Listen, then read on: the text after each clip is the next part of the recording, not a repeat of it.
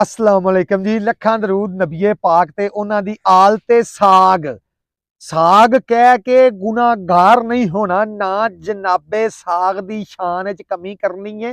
अशरफुल सब्जियात शहनशाह गजायात खुराकुल असर शहनशाह तख्तो ताजे सल्तनते खुर्दोनोश जनाबे साग साडे कोलों हुण मौसम के हिसाब नाल आहिस्ता आहिस्ता दूरी इख्तियार कर रहे हैं। अल्लाह का शुक्र है।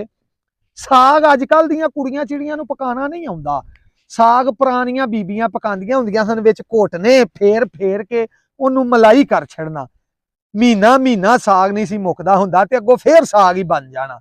सारे महल्ले च भी वंडना, कुड़ियां तक भी अगां घल्लना, दूजियां पिंडां च शहरां च घल्लना पका पका के। पर वो पकांदियां हुंदियां सन माईयां। माईयां दी भी अजमत नूं सलाम है। माईयां दे काम हुण वेखो तुसीं, पुरानियां माईयां की करदियां हुंदियां सन। एक माई लाहौरों बैठी ना गड्डी ते उस कलींडर नूं आख्या कि मैनू ना गुजरां वाला आया ना ते ठा छड़ी। उन्हें कहा जी ठीक है। गड्डी फुल होई, भजा रखी उन्हां। जिस वेले वो मुंडा गुजरां वाला लंघ के वजीराबाद लै गया ना माई नूं, ते उहनूं याद आया ओए होए माई हरां ते मैनूं आख्या सी गुजरां वाले लाहीं। वजीराबादों फिर गड्डी पिछां परताई, उन्होंने भजा रखी गुजरां वाले नूं। गुजरां वाले जदों आए आके माई हरां नूं उठाया, माई हरां नूं आख्या माई जी आ जाओ गुजरां वाला आ गया।